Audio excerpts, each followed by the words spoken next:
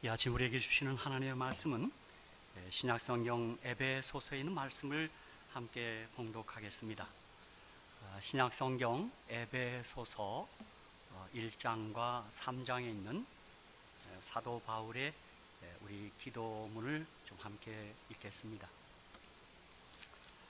신약성경 에베소서 1장 17절로 19절까지, 그리고 에베소서 3장 14절로 21절에 있는 말씀입니다. 신약성경 개역성경 310페이지에 있습니다. 에베소서 1장 17절로 19절, 또 계속해서 에베소서 3장 14절로 21절까지의 말씀을 봉독하겠습니다.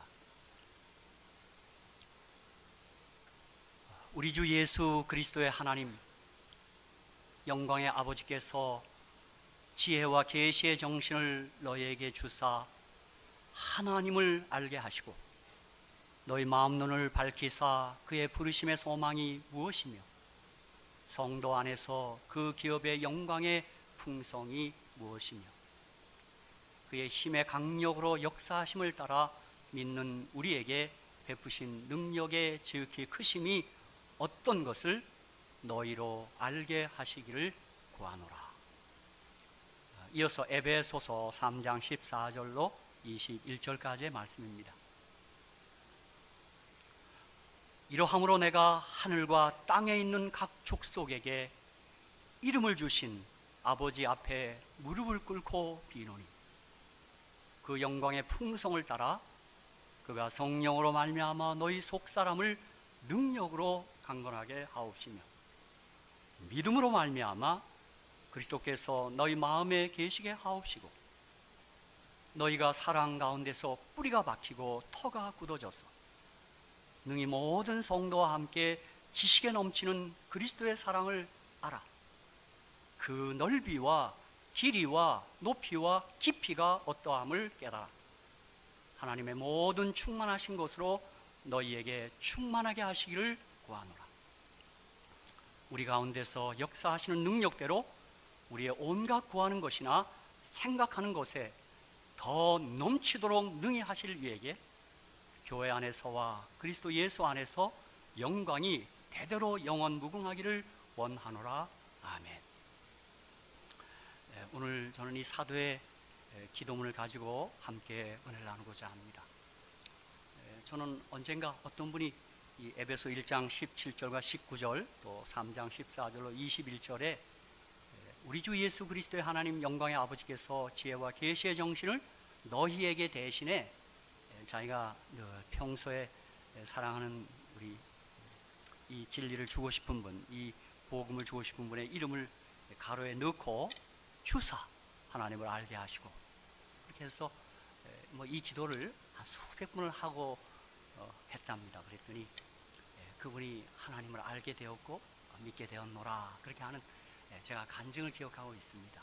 그래서 이 기도문을 가지고 그대로 써놓고 거기 너희에게다가 자기가 전도하고픈 분, 사랑하고픈 분의 이름을 넣어서 계속 반복해서 기도해서 응답을 받았다. 제가 그런 간증을 들은 바 있습니다. 여러분께서도 거의 너희에게 안에 우리 이번 가을 전도회를 위해서 기도하시면 이름을 좀 함께 넣어도 좋겠고 어떤 형태든 괜찮겠습니다. 그렇게 해서 한번 이 사도의 기도를 우리가 그대로 한번 따라해서 꼭 응답 받음이 있기를 주님의 이름으로 축복합니다.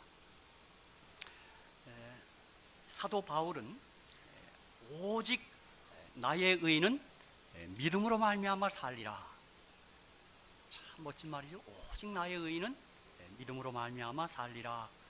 이런 말씀을 바울 서신 안에 신약 성경 안에 세 차례 등장합니다. 오직 나의 의는 믿음으로 말미암아 살리라. 우선 로마서 1장 17절이 그 첫 번째 말씀입니다. 우리 다 같이 한번 읽겠습니다. 시작. 복음에는 하나님의 의가 나타나서 믿음으로 믿음에 이르게 하나니 기록된 바 오직 의인은 믿음으로 말미암아 살리라 함과 같으니라. 아멘. 이어서 갈라디아서 3장 11절에 두 번째 이 말씀이 등장합니다. 우리 다 같이 한번 읽겠습니다. 시작. 또 하나님 앞에서 아무나 율법으로 말미암아 의롭게 되지 못할 것이 분명하니 이는 의인이 믿음으로 살리라 하였습니다. 두 번째 나오는 말씀입니다. 끝으로 세 번째 히브리서 10장 38절입니다. 로마서 1장 17절은 믿음으로 말미암아 사는 원리, 그리고 3장 11절에서는 율법으로 말미암아 사는 것하고 비교해서 기록했고, 10장 38절에서 히브리서 10장 38절에서는 그 믿음으로 말미암는 의의 실제 생활을 이야기하고, 곧 이어서 11장에 그런 믿음을 갖고 산 사람들의 구약의 인물들을 쫙 나열합니다. 믿음으로 사는 것은 이런 것이구나 하게 우리가 깨닫게 해줍니다. 히브리서 10장 38절 우리 다 같이 읽겠습니다. 시작. 오직 나의 의인은 믿음으로 말미암아 살리라. 또한 뒤로 물러가면 내 마음이 저를 기뻐하지 아니하리라 하셨느니라. 아멘. 사랑하는 성도 여러분, 그러니까 우리 모두 믿음을 갖고 사셔야 되겠죠? 뭐 공산당들은 동무당성이 없습니다 하면 끝난다. 당성. 우리는 믿음이 없어서는 안 되겠습니다. 이 믿음과 관련해서 성경에는 이런 여러 가지 말씀이 있습니다. 로마서 10장 17절에는 그러므로 믿음은 들음에서 나며 들음은 그리스도의 말씀으로 말미암았느니라. 믿음을 주옵소서라고 기도하기보다 믿음은 들음에서 난다 했으니, 여러분, 우리가 믿음을 갖기 위해서, 믿음을 더하기 위해서 말씀을 펴셔야 될 줄로 믿습니다. 그렇죠? 믿음을 막 구해서 생긴다기보다 믿음은 들으면서 나니 항상 말씀을 가까이 하시고 말씀을 펴셔야 하겠습니다. 말씀을 듣고 읽고 하는 일을 우리가 해야 될 것입니다. 어제 오늘 가을이 된 것 같습니다. 참 이제 독서하기 좋고 살찌기 좋은 계절이 왔습니다. 제가 오늘 우리 진성 이사님, 정성 이사님, 또 우리 조성 이사님 동창되는 박성자 사모를 제가 한국에서부터 아는 사모입니다. 36 재활에도 같이 있고 그랬는데 첫 인사가 살이 쪄서 몰라보겠다 그럽니다. 그래서 제가 좋은 인사인지 잘 모르겠는데 정말 제가 한국에 있을 당시만 해도 삐쩍 말하는데 조금 약간 나이 살이 쪘습니다. 믿음은 들음에서 납니다. 믿음이 있어야 하나님을 기쁘시게 할 수 있습니다. 히브리서 11장 6절에 믿음이 없이는 기쁘시게 못하나니 하나님께 나아간 자는 반드시 그가 계신 것과 또한 그가 자기를 찾는 자들에게 상 주시심을 믿어야 할지니라. 우리가 믿을 때 주님을 기쁘시게 합니다. 사도 바울은 믿음은 항상 우리와 함께 있을 것이라고 말씀합니다. 고린도전서 13장 13절 그런즉 믿음, 소망, 사랑 이 세 가지는 항상 있을 것인데, 아멘. 그 중에 제일은 사랑이라. 이게 이제 순위를 매기는 게 아니라 믿음의 역사, 소망의 인내, 사랑의 수고, 이런 데살로니가서 1장 3절의 표현과 이렇게 연결해 보면 믿음은 좀 과거 지향적이고 소망은 좀 미래 지향적이고 사랑은 현재 지향적입니다. 그래서 사랑이 제일이란 말은 현재가 중요하다 이런 뜻이 되겠습니다. 그리고 믿음, 소망, 사랑은 뗄래야 뗄 수 없는 서로 이렇게 상호 연관이 되어 있습니다. 사도 바울은 이것이 항상 있을 것이라고, 우리와 함께 할 것이라고 말씀하고 있습니다. 아멘입니다. 그죠? 항상 있어야 될 줄로 믿습니다. 믿음은 하나입니다. 우리 보면 기독교 신학이 여러 가지 그런 믿음 하나입니다. 에베소 4장 5절 주도 하나이요 믿음도 하나이요 침례도 하나입니다. 그렇죠? 사실 우리의 믿음이 이미 말씀에서 비롯됐기 때문에 말씀이 나눠질 수 없는 것입니다. 그러므로 우리의 믿음은 말씀에 기초한, 말씀에 근거한 믿음이고, 그래서 믿음은 하나입니다. 믿음은 보입니다. 마태복음 8장 10절에 예수께서 들으시고 기이 여겨 쫓는 자들에게 이르시되 내가 진실로 너에게 이르노니 이스라엘 중 아무에게서도 이만한 믿음을 만나보지 못하였노라. 믿음은 보입니다. 우리의 믿음 생활이 보이는 것입니다. 이것을 사도 야고보는 야고보서 2장 22절에 내가 보거니와 믿음이 그의 행함과 함께 일하고 행함으로 믿음이 온전케 되었느니라. 그래서 믿음에는 행함이 함께 일하는 것입니다. 그렇죠? 믿습니다 하고 행함이 동반되지 않는 것, 그것은 올바른 믿음이 아닙니다. 그래서 우리가 믿음을 갖고 있을 때 우리 주님이 말한 것처럼 이만한 믿음을 보지 못했다, 보여야 하는 것입니다. 그렇죠? 그래서 믿음은 어떤 지적 동의로 끝나는 것이 아닙니다. 실제 행함이 수반되는 것입니다. 믿음은 전염될 수 있습니다. 디모데후서 1장 5절에 이는 내 속에 거짓이 없는 믿음을 생각합니다. 이 믿음은 먼저 내 외조모 로이스와 내 어머니 유니그 속에 있더니 내 속에도 있는 줄을 확신하노라. 우리가 믿음을 갖게 할 수는 없습니다. 누구라도. 그러나 믿음이 전달될 수는 있습니다. 디모데는 외할머니와 어머니와 그리고 디모데에게 내려옵니다. 저는 이 말씀 대할 때 참 제 가슴이 따스해집니다. 저에게 믿음을 건네준 분이 저희 어머니였습니다. 어머니 속에 있더니 제게도 있고 저희 아이들에게도 있는 것 같습니다. 제 기대는 못 미치지만 그래도 그들이 주님을 믿고 교회 생활하는 거 볼 때 참 마음이 놓입니다. 저희 아버님은 아버님 먼저 믿고 제가 믿은 게 아니라 제가 믿고 거꾸로 올라갔습니다. 그래서 저희 어머님 통해서 이 믿음이 전달됐습니다. 그렇죠? 야고보서 1장 3절에 의하면 믿음의 시련은 인내를 만든다고 야고보는 말합니다. 이는 너희 믿음의 시련이 인내를 만들어내는 줄 너희가 알리라.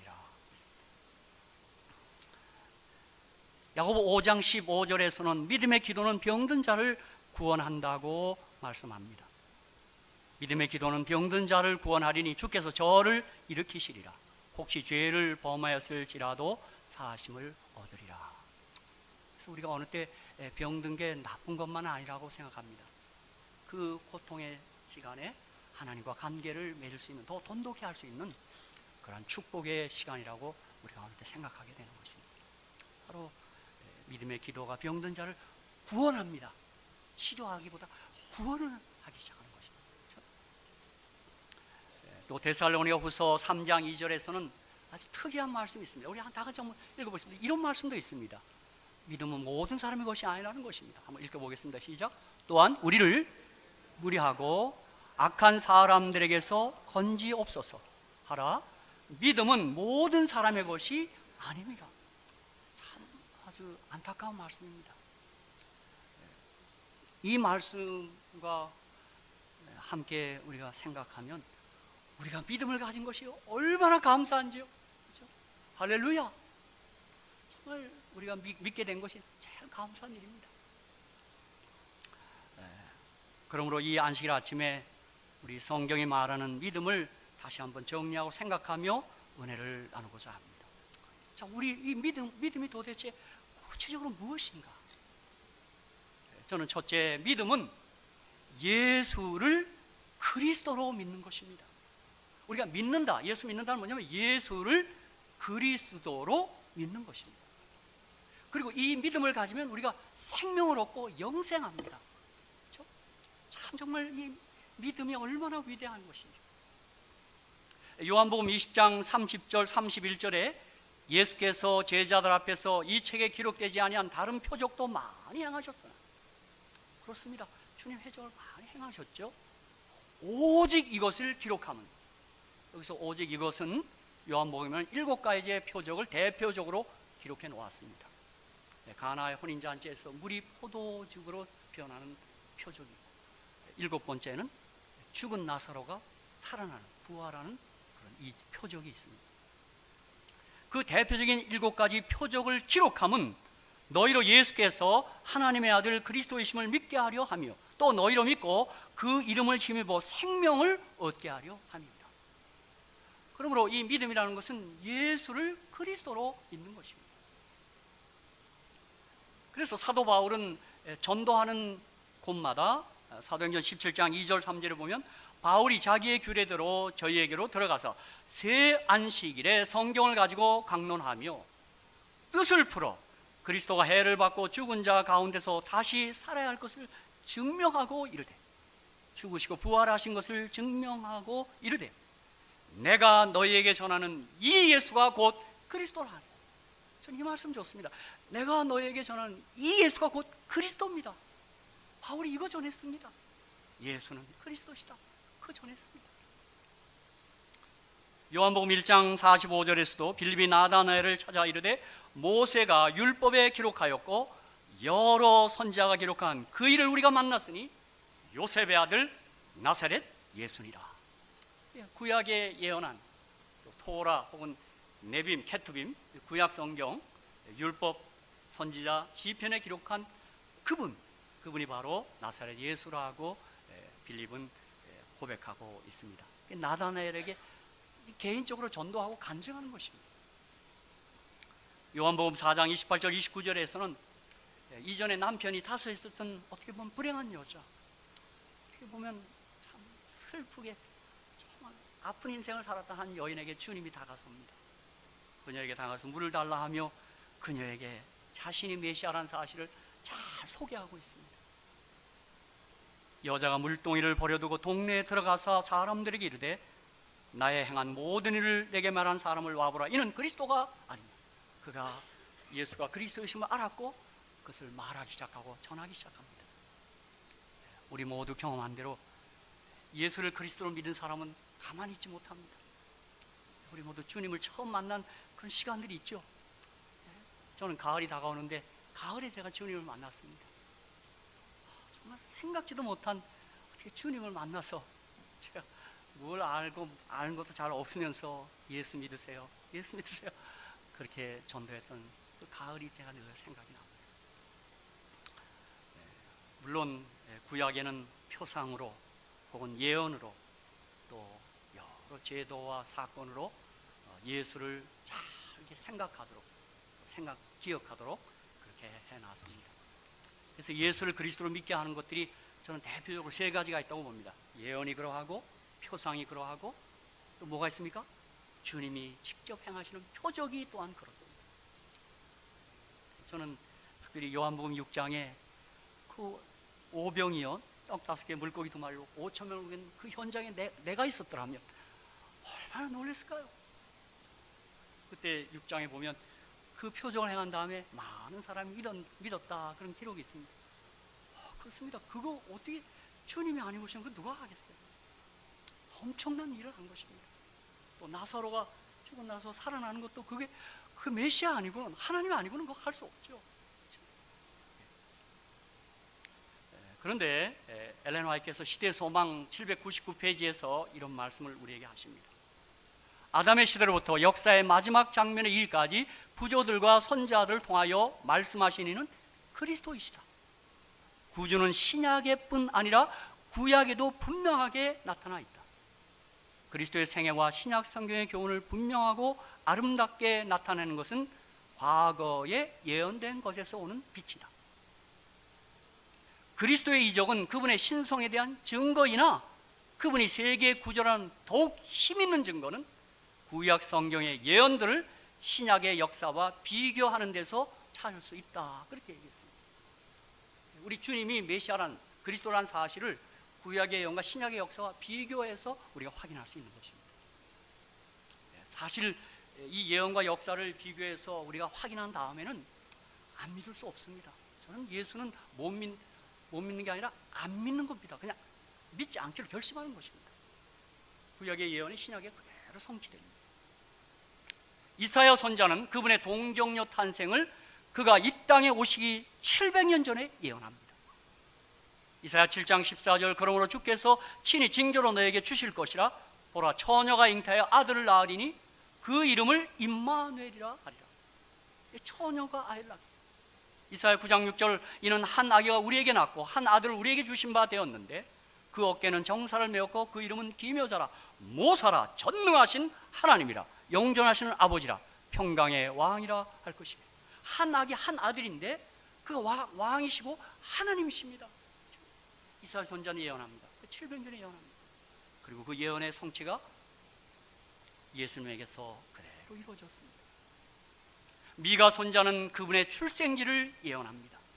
미가 5장 2절 베들레헴 에브라다야 너는 유다 족속 중에 작을지라도 이스라엘을 다스릴 자가 내게서 내게로 나올 것이라. 그의 근본은 상고의 태초이니. 주님 베들레헴에 나실 것을 예언했습니다. 그래서일까요? 예수님은 나사렛에서 날 뻔했는데 갑자기 로마 황제가 호정령을 내려서 마리아와 요셉이 자기의 고향 유다 베들레헴으로 이동합니다. 만삭이 된 여인이 그쪽으로 이동합니다. 그래서 예언을 이루시기 위하여 예수님은 베들레헴 마구간에서 태어나십니다. 스가랴 선지자는 그분이 죽으시기 전 나귀 새끼를 타고 예루살렘의 왕 대신 메시아로 입성할 것도 예언합니다. 스가랴 9장 9절 시온에 따라 크게 기뻐할지어다 예루살렘에 따라 즐거이 부를지어다 보라 내 왕이 내게 임하나니 그는 공의를 오며 구원을 베풀며 겸손하여서 나귀를 타나니 나귀의 작은 것 곧 나귀 새끼니라. 주님 예루살렘 입성할 때 나귀 새끼 타고 입성하십니다. 계속해서 스가랴 선지자는 그분이 은 30냥에 배반하여 팔릴 것도 예언합니다. 스가랴 11장 12절 내가 그들에게 이르되 너희가 좋게 여기거든 내 고가를 내게 주고 그렇지 아니하거든 말라. 그들이 곧 은 30을 달아서 내 고가를 삼은지라. 주님의 생애가 족조목 예언되어 있습니다. 저도 사실 이것 때문에 주님 발견했습니다. 그리고 주님 만났습니다. 깜짝 놀랐습니다. 저는 성경이 하나의 책은 다음 교훈집인 줄 알았습니다. 착하게 살라는 그런 책인 줄 알았어요. 저희 어머니 저 우리 교회 나가자고 그랬을 때 어머니 저 교회 안 나가도 그냥 착하게 살게요. 자꾸 그러지 마시라고. 그거 아닙니다. 이게 그런 책이 아니에요. 이게 생명의 책입니다. 보니까 우리에게 생명을 주시는 예수에 관한 책입니다. 이사야 선지자는 무엇보다 그분이 우리를 대신해 십자가에 달리시고 찔리실 것을 예언합니다. 이사야 53장 5절 그가 찔리면 우리의 허물을 인하며 그가 상하면 우리의 죄악을 인함이라. 그가 징계를 받음으로 우리가 평안을 누리고 그가 채찍에 맞음으로 우리가 나음을 입었도다. 주님은 참남죄로 죽었기에 돌에 맞아 죽어야 하는 것입니다. 그러나 이사야 예언된 대로 그는 찔려서 죽었습니다. 예언이 그대로 성취됩니다. 이스라엘 선지자는 그분이 악인들과 함께 처형되시고 그들을 위해 용서의 기도를 할 것도 예언합니다. 이사야 53장 12절 이러므로 내가 그로 존귀한 자와 함께 분깃을 얻게 하며 강한 자와 함께 탈취한 것을 나누게 하리니 이는 그가 자기 영혼을 버려 사망에 이르게 하며 범죄자 중 하나로 헤아림을 입었습니다. 그러나 실상 그가 많은 사람의 죄를 지며 범죄자를 위하여 기도하였느니라. 그렇게 예언합니다. 이사야 선지자는 그분이 죽으신 후 부자의 무덤에 묻히실 것도 예언합니다. 이사야 53장 9절 그는 강포를 행치 아니하였고 그 입에 괴사가 없었으나 그 무덤이 악인과 함께 되었으며 그 묘실이 부자와 함께 되었도다. 이 예언이야말로 부자 아리마대 요셉의 무덤에 주님이 묻히심으로 문자 그대로 성취되었습니다. 그런데 놀라운 사실은 아무리 정확하게 설명을 해도 믿지 않을 사람은 믿지 못합니다. 제가 목회하면서 우리가 그래요. 아무리 이것을 제시해도 믿지 못할 사람은 믿지 못해요. 천국과 지옥을 실제로 보여줘도 믿지 않을 사람은 결코 예수를 믿지 못합니다. 참 이건 안타깝게 그지없는 일입니다. 성경은 말합니다. 사도행전 13장 48절 영생을 주시로 작정된 자는 다 믿더라.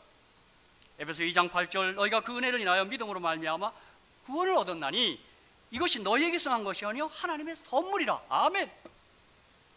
내가 예수 믿고 싶어도 믿는 것이 아니고 안 믿고 싶다고 안 믿는 것이 아니라는 이야기입니다.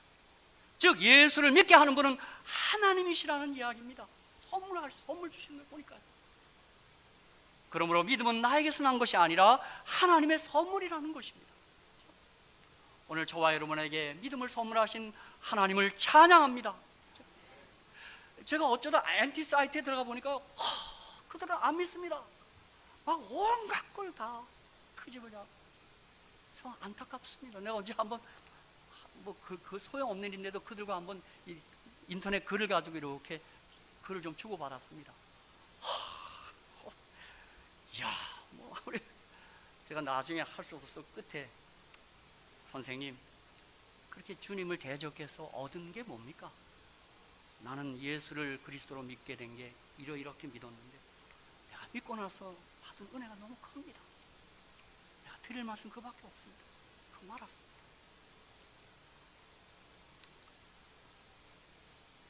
하나님 아버지께서 우리로 예수를 믿게 하신다는 것입니다. 저는 그 말씀이 마태복음 16장 15절 17절에 너희는 나를 누구라 하느냐? 시몬 베드로가 대답하여 가로되 주는 그리스도시요 살아계신 하나님의 아들이십니다. 예수께서 대답하여 가라사대 바요나 시몬아 내가 복이 있도다. 이를 내게 알게 하니는 혈육이 아니요 하늘에 계신 내 아버지시라고 했어요. 아버지가 알게 한 거예요. 아버지가 믿게 한 거예요. 보니까요. 할렐루야. 정말 이런 신비한 사실입니다.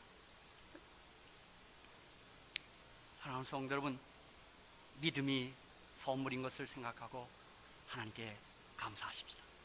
우리 믿게 하셨습니다. 다른 거 우리가 다른 거 없어도 돼요. 이 믿음 하나 가지면 정말 살 수 있습니다. 요한복음 9장 22절에 그 부모가 이렇게 말한 것은 이미 유대인들이 누구든지 예수를 그리스도로 시인하는 자는 출교하기로 결의하였으므로 저희는 무서워합니다. 여러분, 예수를 그리스도로 믿는 일이 어려운 시대가 있었습니다. 그렇게 고백하는 순간 죽습니다.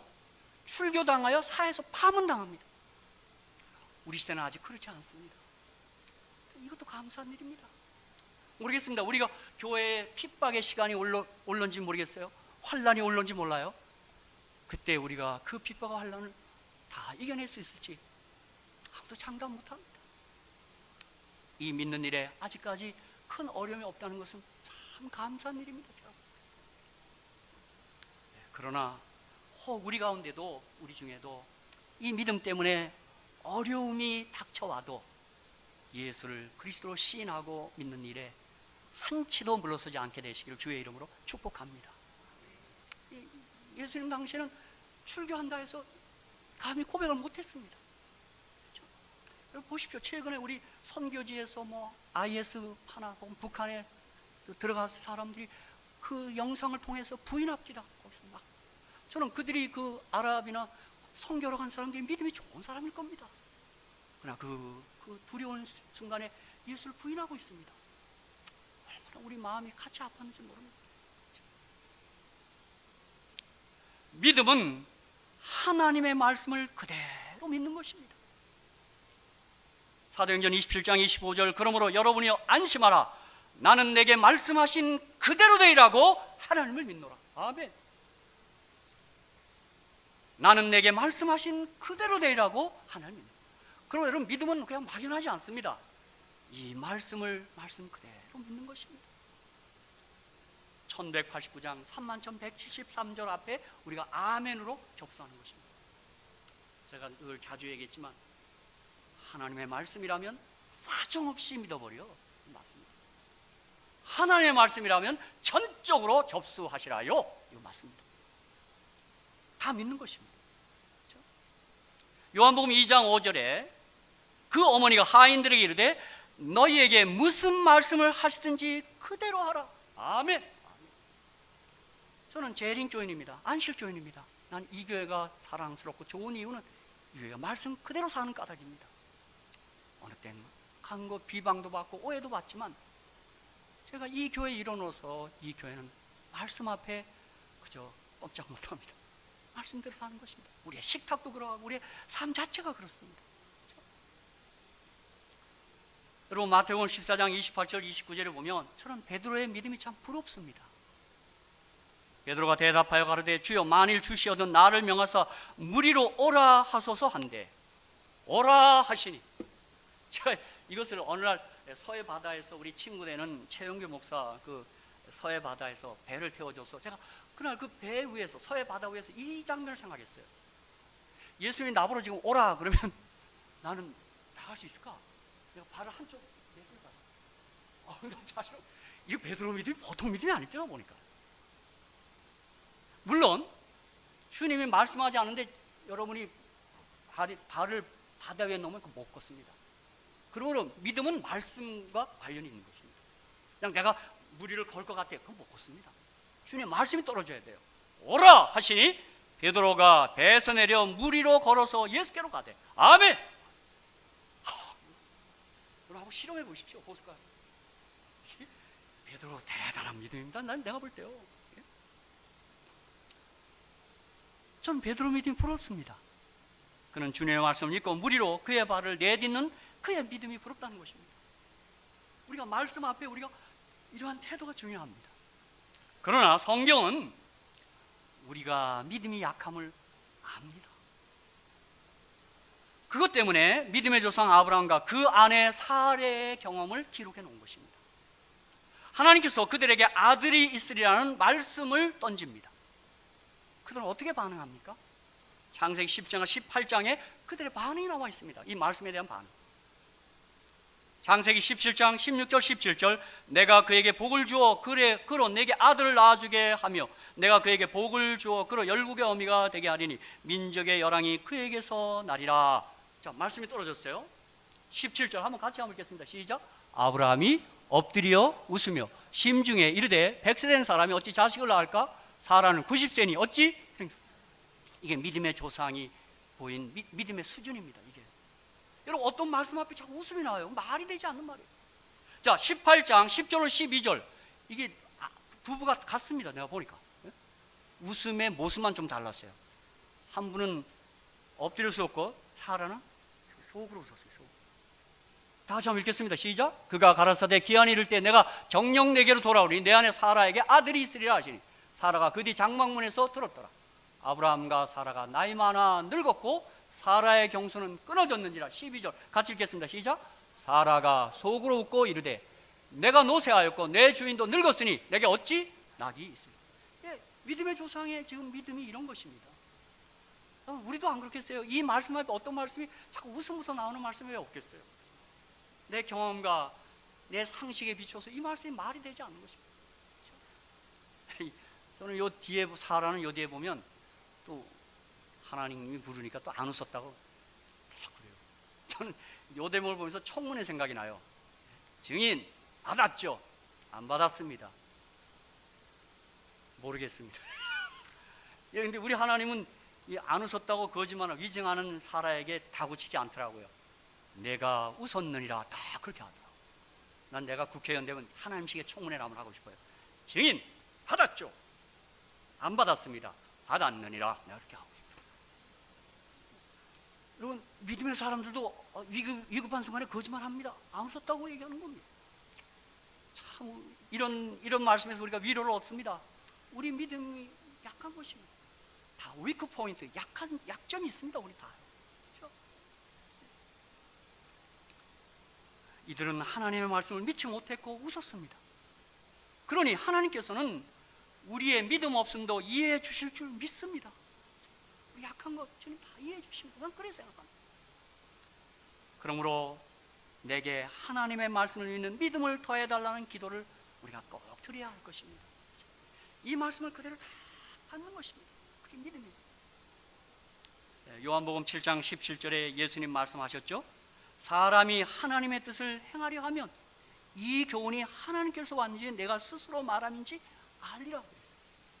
저는 이 말씀을 조금 현대식으로 번역한다면 너희가 말씀을 그대로 살아보면 이 말씀이 하나님의 말씀인 것을 알 텐데 그 말입니다. 이 말씀 한번 살아보라는 것입니다. 그러면 그 말씀이 하나님의 말씀인 것을 내가 깨달을 텐데 깨우칠 텐데 바로 그 말입니다. 여러분 다시 한번 베드로의 말씀을 믿는 믿음을 한번 보시기 바랍니다. 이 베드로 믿음 있는 분입니다. 제가 볼 때는 요한복음 21장 18절 19절에 사도 베드로가 어떻게 죽을 것을 주님이 예언하셨어요. 그러니까 젊어서는 안 죽어요. 그리고 늙어서는 띠띠고 순교할 것을 예언한 거예요. 이 말을 들은 베드로는 옆에 있는 요한을 물어봤지만 주님이 요한은 요한이고 너는 너 갈 길이나 가라 이거예요. 너무 남 신경 쓰지 말고 너 네 길 가 그렇게 얘기해놨습니다. 베드로 이 말씀 믿었습니다. 어떻게 하냐고요? 사도행전 12장에 그 헤롯 왕에 옥에 갇혔어요. 여러분 그런데 12장 6절 7절을 보면 그 전날 밤 지팡이 전날 밤 베드로가 코를 골며 잤습니다. 여러분 이게 보통 일이 아닙니다. 여러분 어떻게 죽음을 앞두고 자요? 그렇죠? 네? 저도 잘 자는 편인데 저도 그렇게 못 잡니다. 내 죽음이 오는데요. 천사가 막 옆구리를 쳐서 깨웠어요. 여러분 이게 어찌된 일입니까? 저는 이유는 베드로가 주님 말씀 믿었습니다. 넌 젊어서는 안 죽는다는 것입니다. 그 말씀 믿었습니다. 젊어서는 안 죽어. 그래서 그렇게 잤습니다. 어떤 학자는 이날 밤 예루살렘에서 잠을 잔 사람은 이 사람밖에 없었습니다. 예루살렘 교인들은 기도하느라고 잠 못 잤습니다. 베드로만 잤어요. 그리고 베드로 나왔을 때 예루살렘 교인들은 믿지 않았어요. 로데가 베드로 왔다니까 아유 좀 미쳤네 그래. 미쳤다고 그랬어요. 베드로는 이 말씀 믿었기에 그렇게 잠을 잘 수 있었던 것입니다. 그렇죠? 사랑하는 성도 여러분, 다시 한번 저와 함께 이 말씀을 우리가 가감 없이 그대로 수용하시고 접수하시고 믿으시기를 주의 이름으로 축복합니다. 예, 내 경험, 내 상식이 잘 따르지 않을 때 있어요. 이거 말이 안 되는 때가 많아요. 믿는 겁니다. 그렇죠? 한번 수락해 보는 거예요. 그렇죠? 이제 끝으로 믿음은 하나님을 알며 하나님의 사랑을 아는 것입니다. 요한복음 10장 3절 영생은 곧 유일하신 참 하나님과 그의 보내신 자 예수 그리스도를 아는 것입니다. 디모데후서 1장 12절 나의 의뢰한 자를 내가 안다. 내가 믿는 그분을 내가 안다. 이게 믿음입니다. 요한일서 4장 16절에서는 하나님이 우리를 사랑하시는 사랑을 우리가 알고 믿었노니, 그러니까 하나님을 안다는 말은 하나님의 사랑을 안다는 말입니다. 그러니까 사랑 체험이 믿음입니다. 은혜 체험이 믿음이에요.